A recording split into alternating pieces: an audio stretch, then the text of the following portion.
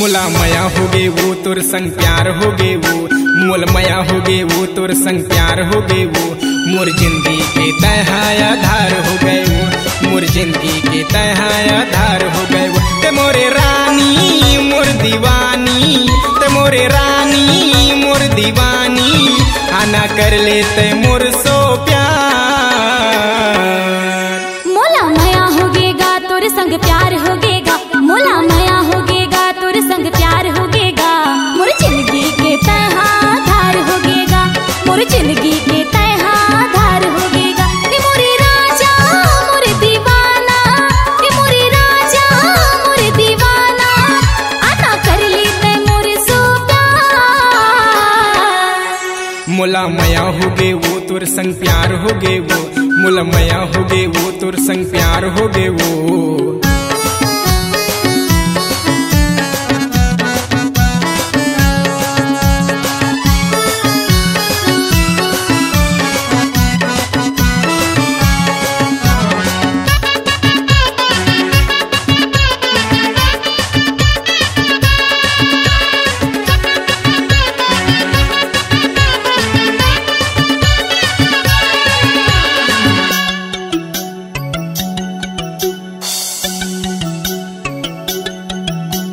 मैं हूँ दीवाना तोर माया के, माया के मैं हूँ दीवाना तोर प्यार के, प्यार के। मैं हूँ दीवानी तोर माया के, माया के मैं हूँ दीवानी तोर प्यार के, प्यार के। नहीं जाने मोर दर्द ला अपन दीवाना बना के, ओ मोला छोड़ दे हे बीच डहर माँ। माया के बंधना राजा बांधे हावे मोर मन ला। मोला माया हो गे वो तोर संग प्यार हो गे वो, मोला माया हो गे वो तोर संग प्यार हो गे वो।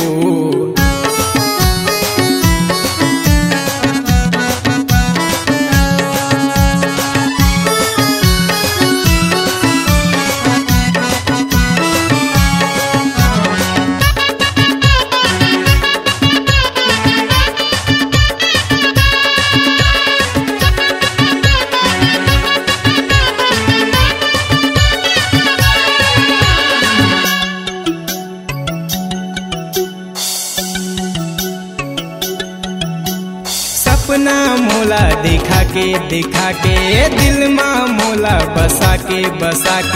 सपना तोला देखा के दिल माँ तोला बसा के। छोड़ दे हे मोर संगला माया के रद्दा देखा के, वो मोला छोड़ दे हे बीच डहर माँ।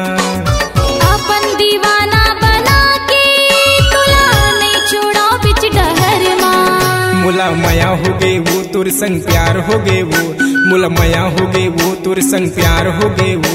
मोर जिंदगी के तहा आधार हो गए वो, मोर जिंदगी के तहा आधार हो गए वो। ते मोरे रानी मोर दीवानी, ते मोरे रानी मोर दीवानी, आना कर लेते मोर सो प्यार। मोला माया हो गेगा तोर संग प्यार हो गे।